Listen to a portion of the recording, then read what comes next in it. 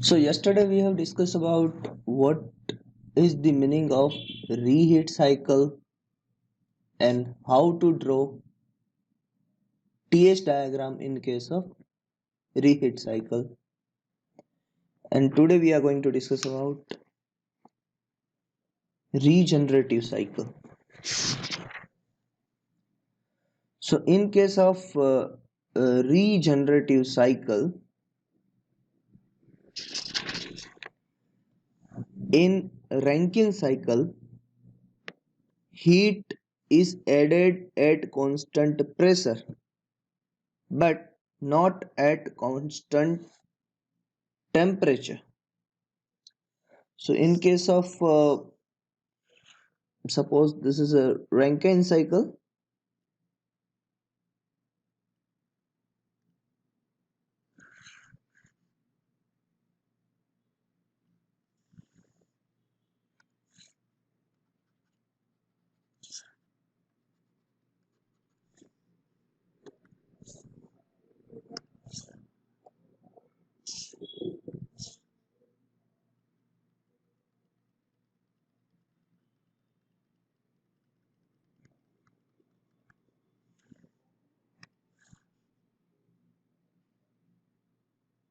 this is 4 to 1 pump process, and then at a constant pressure heat is added.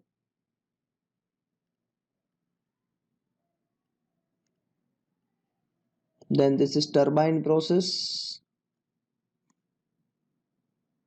and at constant pressure heat is removed.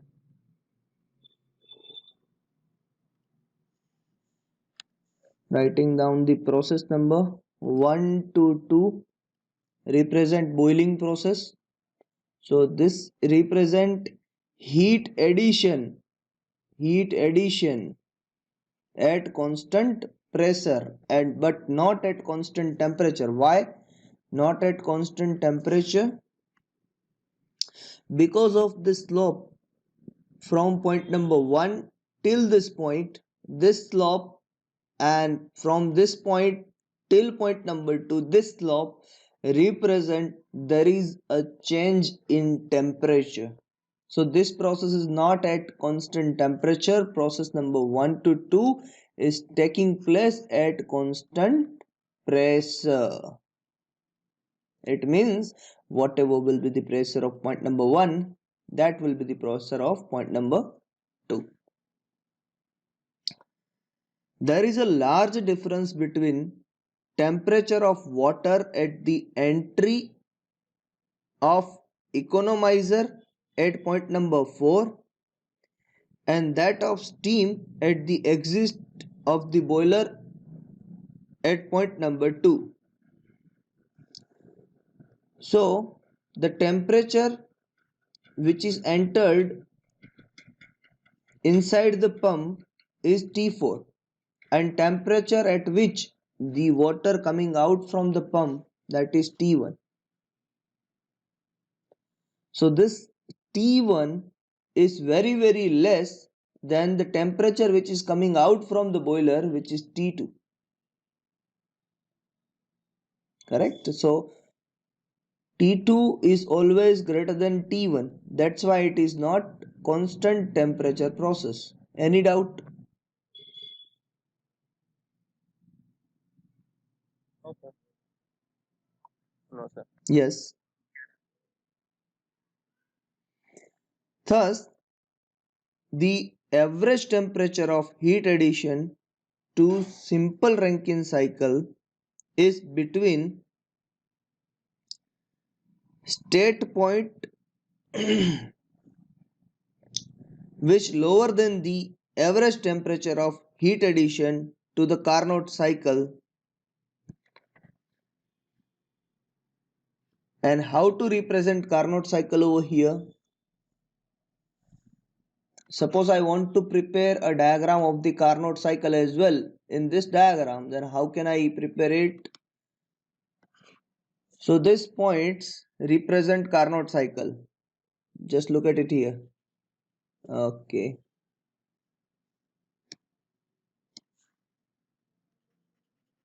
This point,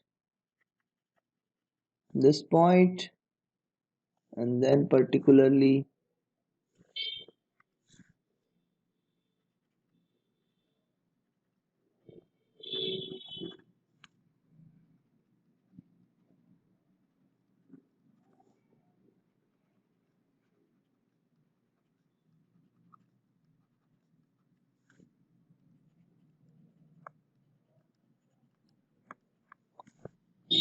this is how the diagram of the Carnot cycle is generated.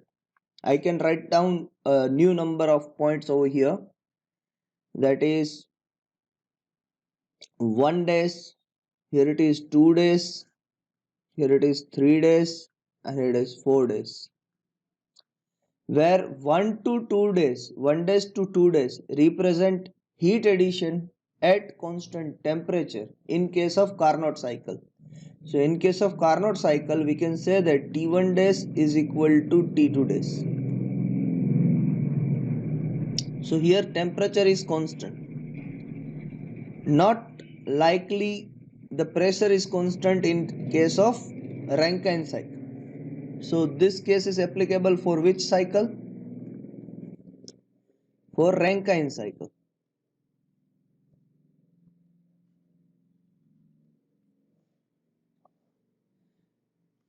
So are you able to distinguish between what is Rankine cycle and what is Carnot cycle?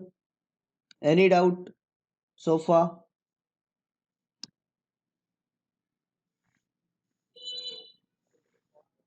Okay.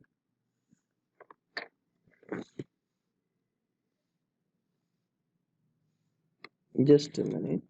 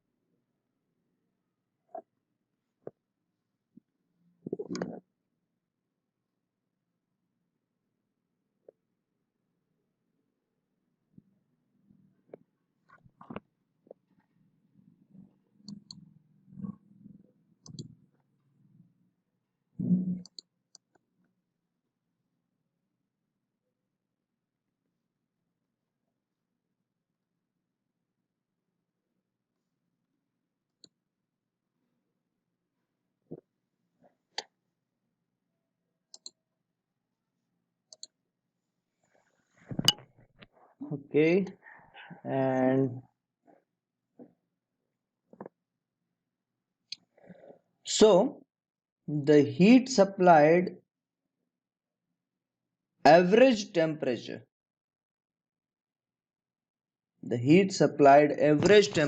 can be considered as a T1 days, or you can say is equal to T2 days from the Carnot cycle.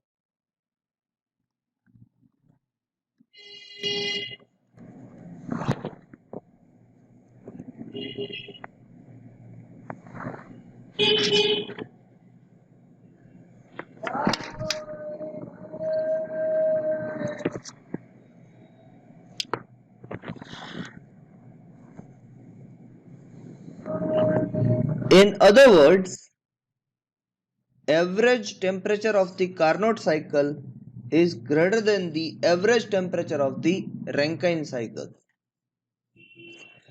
So in case of Rankine cycle, the temperature varies from T1 to T2. So this T1 temperature of Rankine cycle is lower and T1 temperature of Carnot cycle is higher. Correct? That is why efficiency of simple Rankine cycle is lower than the Carnot cycle between the same temperature limits. If simple Rankine cycle is possible to achieve higher efficiency through regenerative feed heating arrangement. Now new word comes into the picture. Regenerative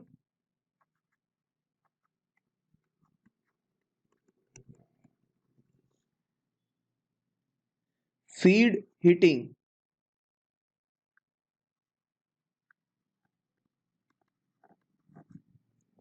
So basically what happened, the efficiency of the Carnot cycle is higher than the efficiency of the Rankine cycle. But what is the reason? The reason is the temperature at which the heat is added in case of Carnot cycle is higher than the temperature at which the heat is added in case of Rankine cycle. So if somehow means by means of regenerative feed heating, if we are able to increase the temperature of the Rankine cycle of heat addition process up to the level of Carnot cycle, so the efficiency of the Rankine cycle can be improved. This is the main picture behind the regenerative feed heating. Are you able to understand, or any doubt? If you are having any doubt, your doubts are most welcome.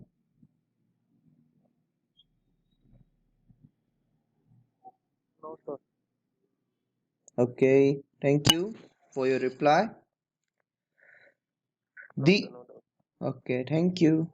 The objective of a regenerative feed heating cycle is to supply the feed water to the boiler at a temperature much higher than the temperature of the condensate in the condenser by heating the feed water in one or more feed water heaters with the help of steam blade of during expansion from the steam turbine, thereby increasing the average temperature of the heat addition in cycle and heat rejected in the condenser. Hello? Rajiv sir, Devi sir, Yes. Complex થતું જાય છે તો ગુજરાતીમાં સમજાવશો ને તો સારું રહેશે. Okay, હું એકવાર ઇંગ્લિશમાં પણ વાંચીશ અને પછી ગુજરાતીમાં પણ સમજાવીશ. બરોબર? બંને વસ્તુ થઈ જશે. સિમ્પલ રીતના સમજાવી દઉં તો અત્યારે આપણે રીજનરેટિવ એટલે શું કરી રહ્યા છીએ? તો સિમ્પલ મેનરમાં અત્યાર સુધી મેં જે સમજાવ્યું છે એનું હું કન્ક્લુઝન આપું છું કે 4 કોમ્પોનન્ટ હોય છે. The first component is boiler. So what happens in case of boiler? Boiling થાય છે, પાણીનું વરાળ સ્વરૂપમાં રૂપાંતર થાય છે. The boiling process is taking place. Okay, then turbine.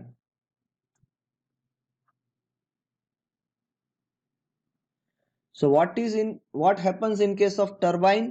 The pressure energy gets converted into kinetic energy. Then third one is condenser. So what will happen in case of condenser? The steam which is available at the outlet of the turbine will condense and become liquid. And now the final one, which is pump.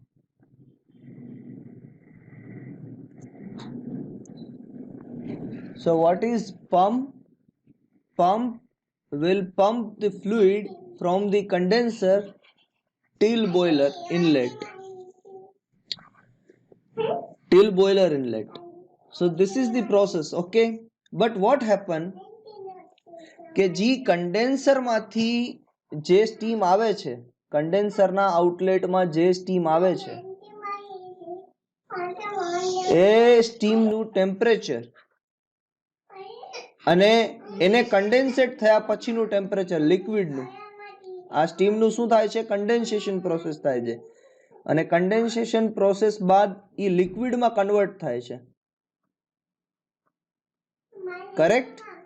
અને હવે આ liquid નું temperature એ બહુ જ ઓછું હોય છે as compare to જે લિક્વિડ ઇનપુટ આપવામાં આવે છે બોઇલરને. આ સમજી શકો છો વસ્તુને આટલી? હા સર સમજી ગયો.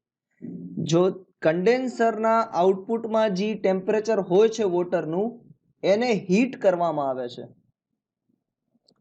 અને ઈ હીટ કરેલું વોટર ઈ લિક્વિડ સ્વરૂપે બોઇલરને આપવામાં આવે છે. તો આ હીટ ક્યાંથી થાય છે? આ હીટ કરવા માટે રીજનરેટિવ ફીડ હીટિંગ યુઝ કરવામાં આવે છે. તો એનાથી ફાયદો શું? ચાલો આ ક્વેશ્ચન નો તો આન્સર તમે આપી શકતા હશો. આવું કરવાથી ફાયદો શું?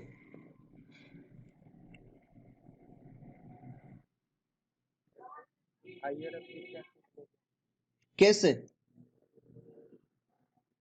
इसका मतलब प्रेशर बढ़ाते हैं. प्रेशर नहीं बढ़ा रहे हैं यहाँ पर, ये समझिए प्रेशर नहीं बढ़ा रहे हैं. मेरा क्वेश्चन आप समझिए कि मैंने क्या किया कि बॉयलर के अंदर जो लिक्विड आ रहा है, बॉयलर के इनपुट में जो वाटर आ रहा है उसका टेम्परेचर बढ़ा दिया है. સર इसमें ऐसा એમાંથી સર એવું થશે કે જે આપણે ટેમ્પરેચર રાઈઝ કરવાનું હશે यस. આપણે બોઇલરમાં જે ટેમ્પરેચર બનાવવું હશે ને આપણે થોડું પહેલેથી થોડું ગરમ કરી દઈએ છીએ. परफेक्ट. 110% आंसर. कौन? What is your name? What is your good name? Okay, I'm not able to hear you, but your answer is correct. So suppose we required to increase temperature from T1 to T2, it means we required T2 minus T1 temperature difference in case of boiler,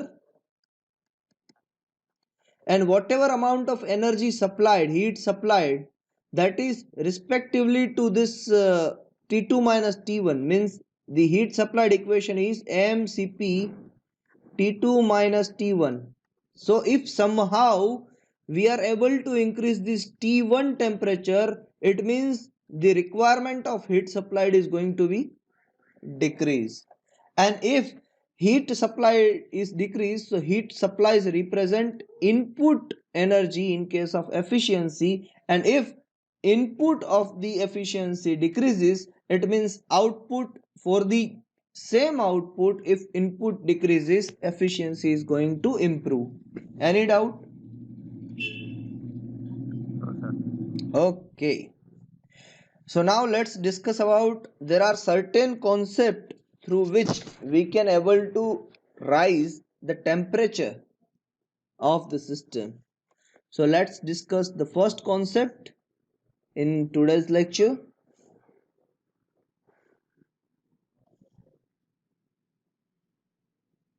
तो हम basically कर ये रहे हैं कि बस हमें temperature बढ़ाना है at the inlet of the boiler. बस ये याद रखना कि at the inlet of the boiler मुझे टेम्परेचर बढ़ाना है.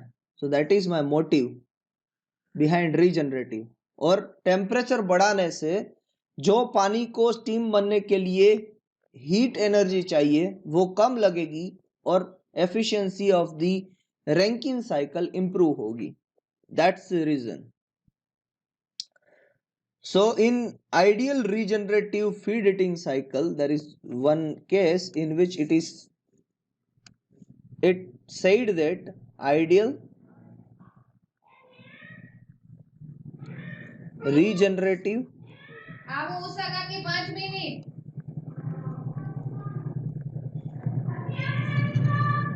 feed heating cycle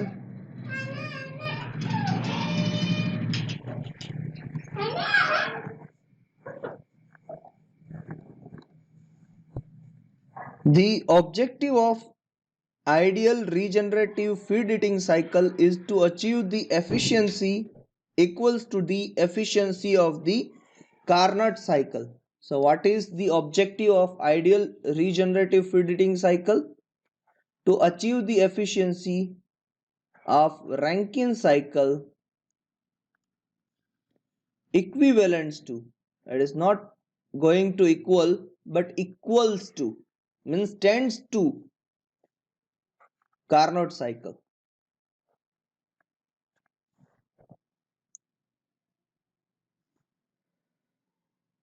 By supplying the feed water to boiler at saturation temperature corresponding to boiler pressure P1. So how this is going to be achieved? By supplying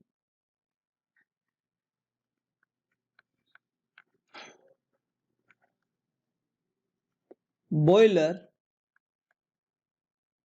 water, means whatever requirement of water for the boiler. So by supplying boiler fluid or boiler water at saturation temperature with respect to saturation pressure. Now can anyone out of you can distinguish between what do you mean by saturation pressure and saturation temperature? કોઈ બતાવી શકશે કે આ saturation pressure શું છે ને saturation temperature શું છે? એક્ઝામ્પલ કોઈ?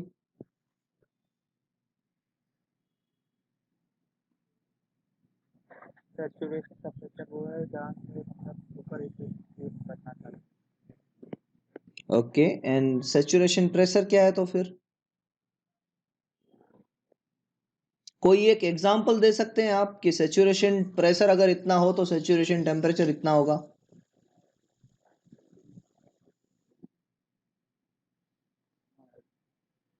नो। ओके, जो दूसरे हैं निषाद हैं और शायद दूसरे अमित जी है, तो अमित जी शायद हिंदी भाषी है, correct? I am Amit ji आप ही है ना हिंदी भाषी? निषाद हैं आप? ओके, तो अमित जी जो है दूसरे हमारे, उनसे भी पूछना चाहूंगा कि कोई एग्जाम्पल है आपके पास? अजित, ओके अजित जी, कोई एग्जाम्पल है आपके पास? नहीं है ना? तो देखिए इसका एग्जाम्पल दे रहा हूं मैं आपको कि जब प्रेशर होता है 1.013 बार, 1325 बार, ये किसका प्रेशर है? ये वैल्यू किसकी है कि पता है? 1.01325 bar. This is called standard atmospheric pressure.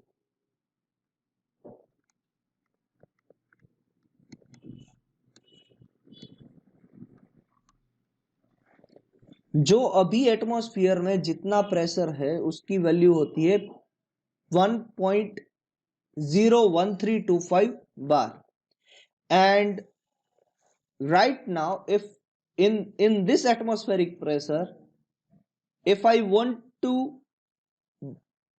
convert water into steam, then how much temperature, minimum how much temperature is required?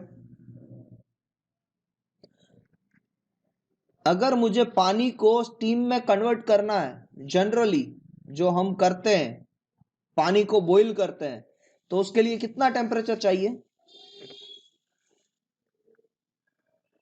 100 degree centigrade?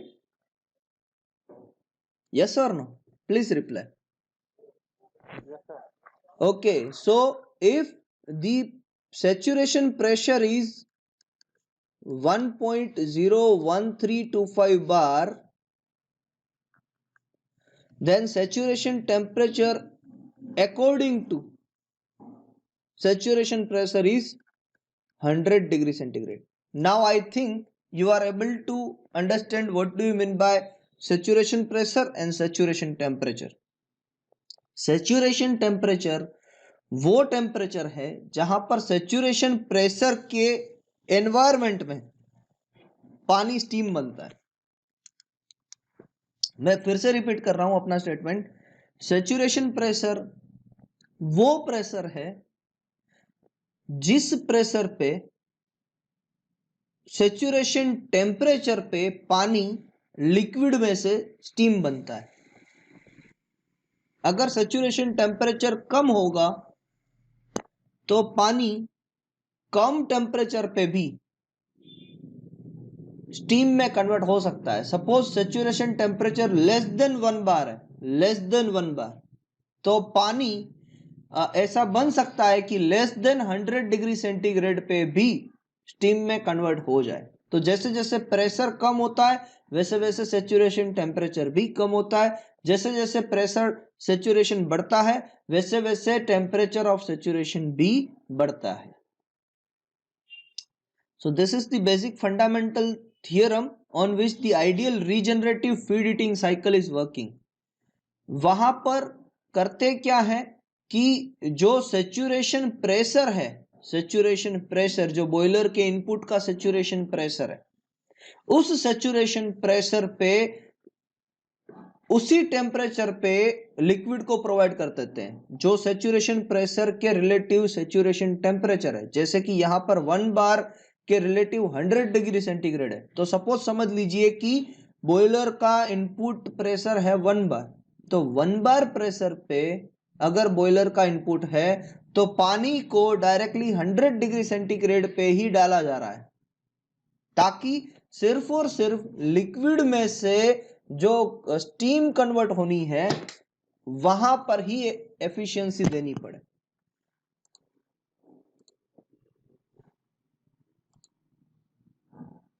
Are you able to understand? Vishal ji good morning, are you able to understand? Amit ji yes, समझ गए, okay. मुझे सिर्फ अच्छा लगे इसलिए तो नहीं बोल रहे ना, समझ गए, ये सही में समझ में आ रहा है ना? वरना कोई क्वेश्चन है तो कीजिए। ऐसा हो सकता है कि आपको समझ में ना आए छोटी छोटी बातें, तो क्वेश्चन कीजिए, क्वेश्चन करेंगे तो मैं कुछ समझा पाऊंगा, विदाउट क्वेश्चन में कुछ नहीं समझा पाऊंगा। तो आई होप कि आप क्वेश्चन करेंगे अगर कुछ भी छोटा भी डाउट है आपके दिमाग में तो, और जब भी आप क्वेश्चन करेंगे मैं वहां से रोक दूंगा जो मैं आगे बढ़ रहा हूं वो, और पहले आपके क्वेश्चन को सोल्व करूंगा। So my ultimate aim is कि मैं जो पढ़ा रहा हूं वो समझ में आना चाहिए, अगर वो समझ में नहीं आ रहा है तो फिर सारी बातें व्यर्थ है। But the practical fact is अगर आपको ये सारी चीजें समझनी है तो आपको पहले से ही फर्स्ट लेक्चर से जब मैंने पढ़ाया था व्हाट इज रैंकिन साइकिल, फिर पढ़ाया था what is boiler, what happens in turbine, what happens in condenser, what happens in pump, कैसे रीहीट साइकिल वर्क करती है, और अब फिर ये लेक्चर आपको अटेंड करना है कैसे रीजनरेटिव साइकिल वर्क करती है। So in this concept ideal regenerative feed heating cycle consists of infinite number of heaters.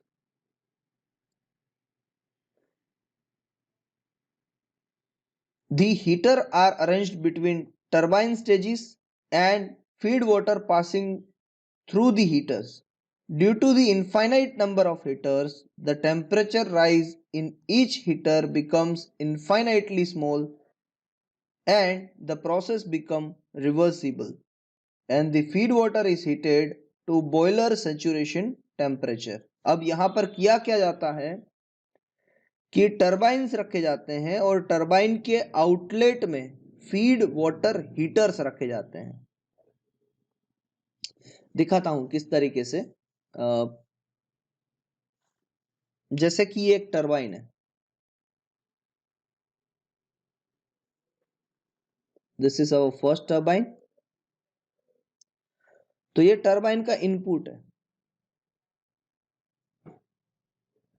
T1, और उस टरबाइन में से जो स्टीम बाहर आ रही है उस स्टीम को एक फीड वाटर हीटर में डाला जा रहा है। So this is a heater. अब जैसे ही फीड वाटर हीटर में स्टीम गर्म हुई तो वापस उसको दूसरे टरबाइन में डाला जा रहा है। So here is the another turbine.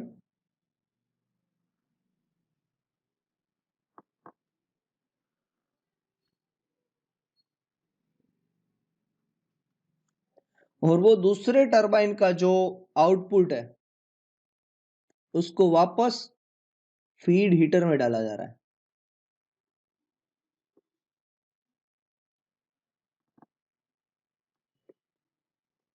And again feed heater का जो आउटपुट है उसको तीसरे टरबाइन में डाला जा रहा है।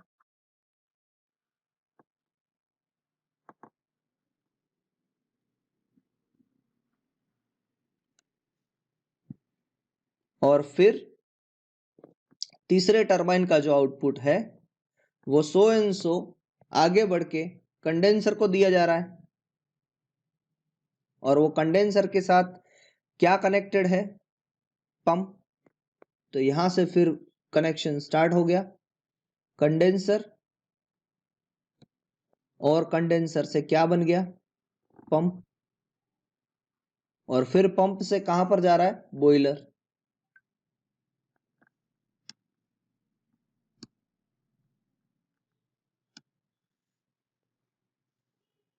फिर पंप से कहां पर जा रहा है? बॉयलर।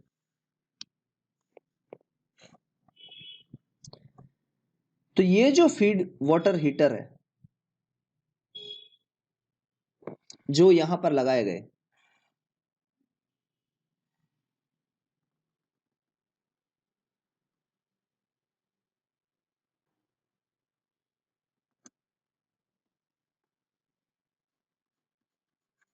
वो पानी को गर्म करते हैं।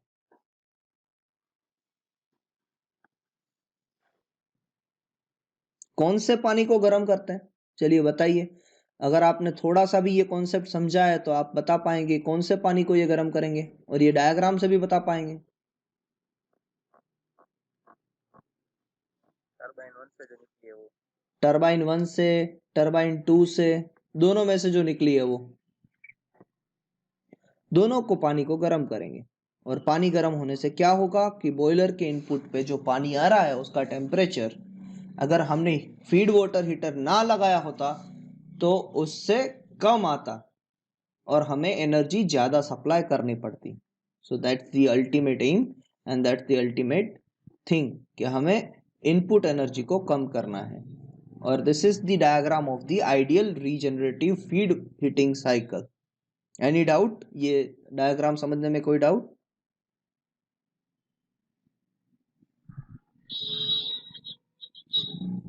Yes, any doubt? ये डायग्राम समझने में कोई doubt? I think no. No भी नहीं है, यस भी नहीं है।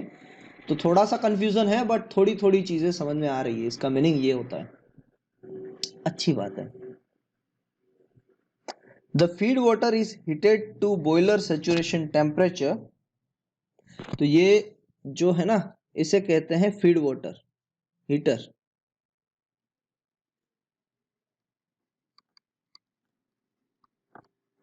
और उसको कब तक हीट किया जाता है? Up to saturation temperature of boiler. So feed heaters are heated up to saturation temperature of boiler. Heat is made available for the feed heating by changing the condition of the wall of the steam passing through the turbine by reduction of dryness fraction of expanding steam.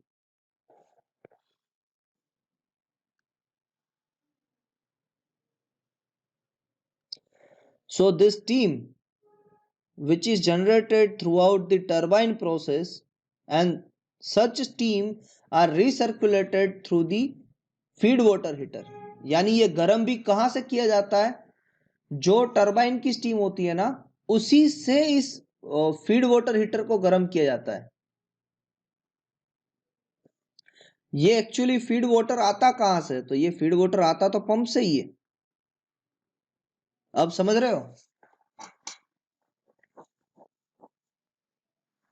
देखिएगा आप थोड़ा सा, मुझे लगता है कि यहाँ पर मैं आपको बता दूं या आपसे क्वेश्चन करूं। क्वेश्चन करना मुझे अच्छा लगता है, क्वेश्चन करूं तो आपको समझ में आ जाएगा। यस। बॉयलर भी कहीं मेंशन कर दीजिए, थोड़ा मुझे डाउट लग रहा है। बॉयलर। हाँ, बॉयलर भी इसमें मेंशन कर दीजिए ताकि पता चल जाए कि कहाँ से कहाँ पर आप ये बॉयलर मैंने मेंशन कर दिया,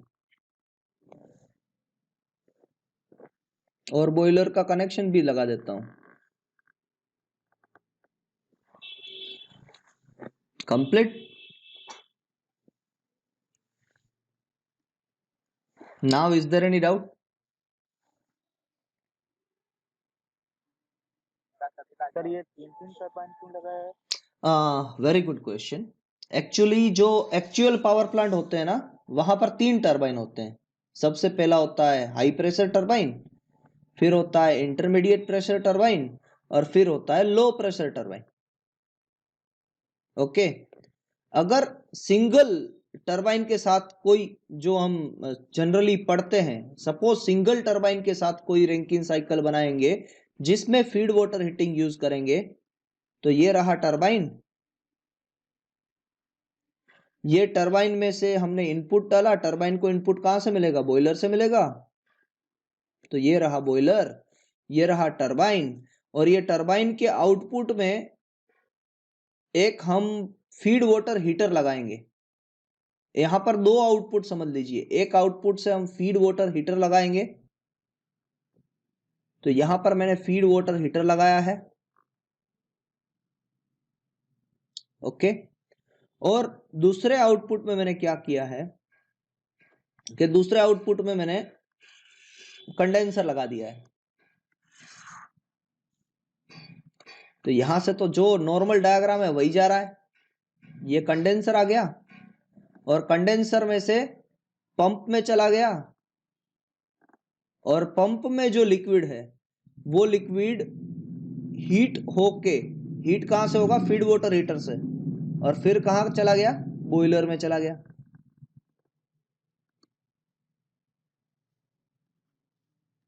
बॉयलर में से टरबाइन में स्टीम गई, उस स्टीम को रिसर्कुलेट किया जा रहा है फीड वाटर हीटर से, ताकि वो जो पंप से पानी आने वाला है उसको गर्म कर दे।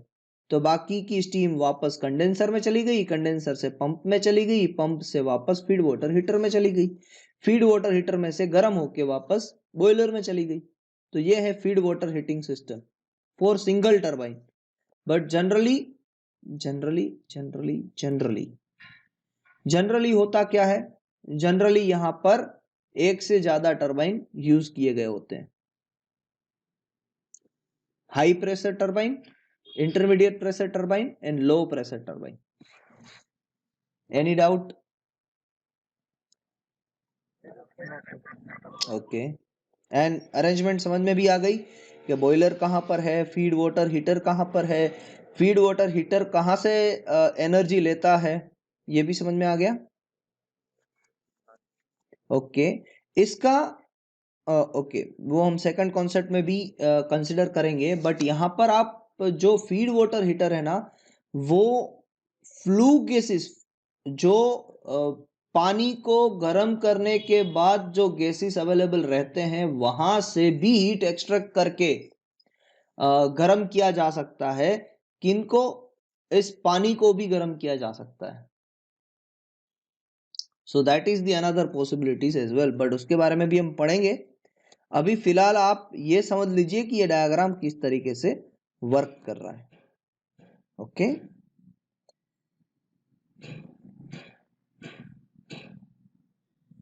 The efficiency of the ideal regenerative cycle is equal to the Carnot cycle. It is of course assumed that the feed water is heated up to the saturation temperature, no pressure or heat loss in the extraction line, no undercooling of condenser, and expansion is isentropic. तो ये अगर चीज हमने implement कर दी और कोई भी loss नहीं हो रहा है, there is no loss of energy in the turbine which is not possible, but suppose नहीं हो रहा है, तो the efficiency of Rankine cycle with regenerative system is equivalent to efficiency of the Carnot cycle, because the pressure at which the boiler is boiling the liquid, boiling the water, for that pressure, related to that pressure, whatever will be the saturation temperature, For that saturation temperature, the water input is provided to boiler by using such system. So that is the main objective. How it works. तो ये अगर आप ideal regenerative feed heating cycle के बारे में बता रहे हैं तो आपको दो चीजें मेन बतानी है. एक तो नंबर 1 वो कैसे वर्क कर रहा है, सो दिस डायग्राम. और सेकंड थिंग आपको ये बताना है कि जिस प्रेशर पे बॉयलर वर्क कर रहा है उसी के सैचुरेशन टेम्परेचर पे फीड वाटर हीटिंग की जाती है. Are you getting my point? ये दोनों स्टेटमेंट समझ में आ रहे हैं कि नहीं? कोई भी डाउट हो तो पूछिए.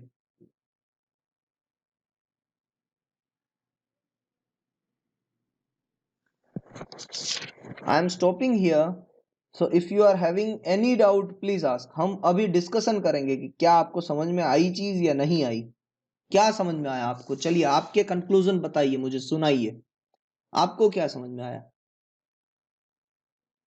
विशाल, हाँ sir. what do you mean by regenerative system? Sir, when the exhaust of one system goes as a feed in the other, it is called regenerator. What will happen in case of regenerator? Nishad, what kind of advantage that obtain in case of regeneration? Nishad, are you able to hear me? Yes, so please tell me what kind of additional advantage that we are obtaining by using regenerative system. And what do you mean by regenerative system in your words? Generative मतलब temperature बढ़ा के मतलब higher efficiency possible की जा सकती है. Cycle की format temperature कैसे बढ़ाते हैं? बॉइलिंग मतलब टेम्परेचर बढ़ा रहे हाँ, मगर कैसे बढ़ाते हैं? किसका यूज करके हमने बढ़ाया? अभी डायग्राम में किसका यूज किया बढ़ाने के लिए? नहीं, हीटर का यूज किया, हीटर का, बॉयलर का नहीं. ओके. अजीत जी, मुझे लगता है कि आपका कॉन्सेप्ट सबसे ज्यादा क्लियर है इन दिस लेक्चर, क्योंकि आपका पहले से ही कॉन्सेप्ट क्लियर है. तो मैं थोड़ा सा आपको कहूंगा कि आप अपनी लैंग्वेज में बताएं कि रीजनरेटिव साइकिल क्या होती है और किस तरीके से वहां से एफिशिएंसी बढ़ती है. रीजनरेटिव साइकिल में जो बॉयलर से टरबाइन से जो गैस निकलती है वो वेपर निकलता है. वेपर निकल के उसको थोड़ा सा हीट करे, ज़्यादा ही उसके सैचुरेशन रिक्वायरमेंट अगले रहते हैं वो टरबाइन में उसका यूज़ कर लेते हैं. ऐसे ही टरबाइन में यूज कर लेते हैं. हाँ, टरबाइन को डाला लेते हैं थोड़ा सा हीट तो एफिशिएंसी कितना आउटपुट बढ़ जाएगा ना. इनपुट दिया हमने बॉयलर में, जितना ही टेम्परेचर बढ़ा तो उतनी बॉयलर हमने ज़्यादा टेम्परेचर नहीं रेस करना पड़ेगा दोबारा. हाँ, यानी हम टरबाइन के स्टीम का टेम्परेचर बढ़ाते हैं या फिर किसका टेम्परेचर बढ़ाते हैं? हम बढ़ाते किसका टेम्परेचर है? टरबाइन से निकले हुए वेपर का. टरबाइन से निकले हुए वेपर का या फिर कंडेंसेट हो गए लिक्विड का? हाँ सर, बॉयलर में जब एंटर करते हैं लिक्विड हाँ तब उसका बढ़ाते हैं और टरबाइन से जो निकलती है और दूसरे टरबाइन डालते हैं तब बीच में फिर वाटर के द्वारा बढ़ाते हैं टेम्परेचर. इट मीन्स आप कहना तो सही चाह रहे हैं कि जो टरबाइन में से जो स्टीम कंडेंसर में गई, कंडेंसर में से जो स्टीम कन्वर्ट होकर लिक्विड हो गई, वो स्टीम जब पंप के द्वारा जब बॉयलर को भेजी जाती है तो उसको number of feed water heater से पास थ्रू किया जाता है कि जो फीड वाटर से अगर पास होगी फीड वाटर हीटर से तो उस लिक्विड का टेम्परेचर जो पंप में से बाहर निकल रही है उस लिक्विड का टेम्परेचर बढ़ जाएगा बॉयलर तक पहुंचते पहुंचते. करेक्ट? ओके, तो एक ही टरबाइन में से हम एक से ज्यादा फीड वाटर हीटर भी निकाल सकते हैं, that is also correct. So concept is clear, बहुत इजी कॉन्सेप्ट है, फिर भी मैं आपको फिर से एक बार समझाना चाहूंगा कि कुछ नहीं करना है, बस बॉयलर में से जो भी स्टीम बाहर निकल रही है, बॉयलर में से जो भी स्टीम बाहर निकल रही है, क्यों निकल रही है? क्योंकि टरबाइन को चलाना है। तो ये टरबाइन समझ लीजिए, ये टरबाइन हो गया। अब टरबाइन में से आउटपुट में जो स्टीम आ रही है वो कंडेंसर में चली गई, और कंडेंसर में से लिक्विड जो बाहर आ रहा है, देखिए यहां पर क्या आ रही थी? गैस आ रही थी बाहर, यहां पर भी क्या आ रही थी? गैस आ रही थी बाहर। अब कंडेंसर में से बाहर निकलेगा तो क्या हो जाएगा? लिक्विड हो जाएगा, और वो लिक्विड को पंप से वापस बॉयलर तक भेजना है। अब बॉयलर तक भेजने के बीच में सपोज में समझ लीजिए कि उसके बीच में मैं दो फीड वाटर हीटर लगा देता हूं। This is one feed water heater and this is another feed water heater.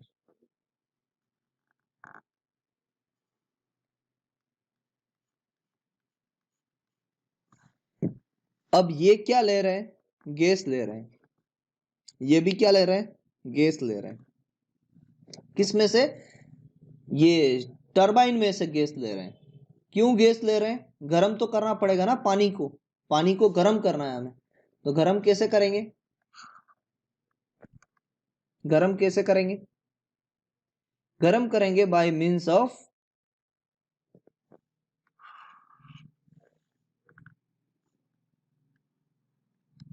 ये जो हमने स्टीम ली यहां से टरबाइन में से, उससे ही गर्म करेंगे। तो पहले यहां से पास ऑन किया, फिर यही चीज को हमने यहां से पास ऑन किया।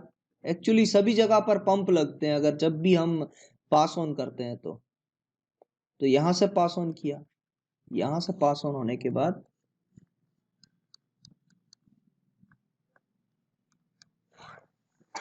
वो चीज हमने यहां पर भेज दी। क्लियर? तो होगा क्या? एक्चुअली होगा क्या? अब आप ये सोच रहे होंगे कि इसका क्या किया होगा। ये जो भी बच गया ये स्टीम वापस टरबाइन में चली जाएगी। So there is no need to do that anything with this.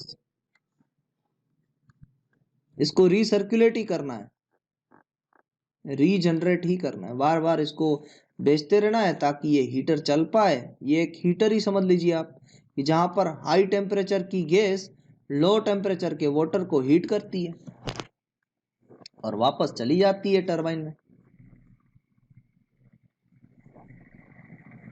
Okay, so this is the basic simple diagram of the regenerative cycle, कि किस तरीके से टरबाइन की स्टीम को एक्सट्रैक्ट करके हम पंप के लिक्विड का टेम्परेचर राइज कर सकते हैं। तो turbine actually work producing device है जहां से वर्क आउटपुट मिल रहा है। तो वर्क आउटपुट को थोड़ा सा कम करके हम इनपुट में बहुत कमी कर सकते हैं। That is the main objective, work output को थोड़ा सा कम करके। Minimum reduction in work output will maximum reduction in heat supplied, so through which yes આપણે જે ફીડ વોટર લગાવ્યો કે શું કે બોઇલર માંથી જે પાણી અંદર જાય છે એ ઓલરેડી જ વધારે ગરમ થઈ જાય તો પછી આપણે ટેમ્પરેચર ઓછાની ઉર્જા હીટ આપવી પડે બરાબર। બોઇલર માંથી જે પાણી જાય છે બારે, નહીં નહીં સર, બોઇલર આપણે જે પાણી મોકલાના હા હા હા યસ એનું ટેમ્પરેચર રાઈઝ કરીને મૂકીએ। યસ યસ એક્ઝેક્ટલી, હા, કારણ કે પછી આપણે બોઇલરમાં એને ઓછી હીટ આપવી પડે। yes exactly, so that's why heat supplied reduces, correct, heat supplied reduces, yes। હા, તો સર મારું હું શું કહું છું કે આપણે જે આ હીટ પાણી ગરમ કરીએ છીએ બોઇલરમાં જે અંદર જાય છે એ ડાયરેક્ટ ઉપર ફર્નેસના જ ફર્નેસનું સર હા હા બોઇલરના જ હીટથી ગરમ કરીએ તો બોઇલરના જ હીટથી ગરમ કરીએ તો બોઇલરની હીટ તો ગરમ એની તો ઓછું કરવાનું છે। નહીં પહેલાથી નહીં સર, જેમ કેમ सर वो स्क्रीन અહીંયાથી સેવ કરી શકતો हाँ, yes you can. Are you talking about flue gases? diagram you can see. Just a minute. I'm stopping my screen first. Yes, I can. Just a minute. अरे अरे अरे અને સર આમાં પૂછું તો આ કદાચ કહી શકાય કે ન કહી શકાય આપણે? Actually, I'm not able to see your diagram completely. Will you please send it to me? Just a minute. અને full screen કેમ કરાશે?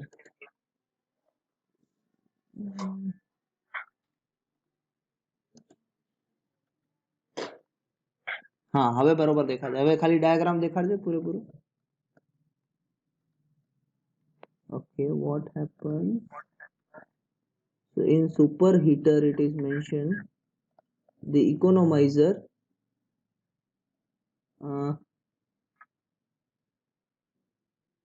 so feed water heater pumps are provided. Pump से कहां पर जा रहा है? क्या लिखा हुआ है वहां पर लेफ्ट हैंड साइड पे?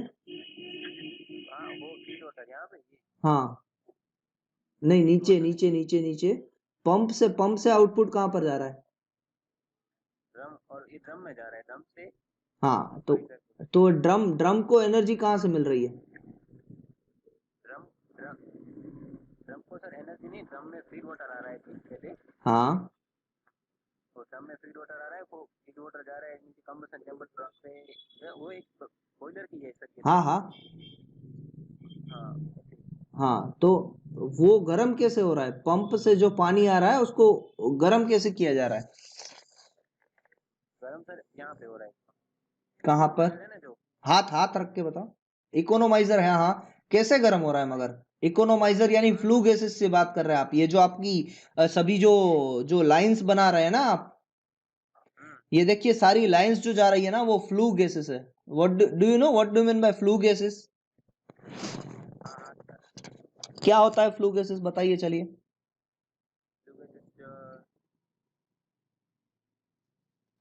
सर जो एरो गैस जो है वो जलने में जरा हेल्प करती है।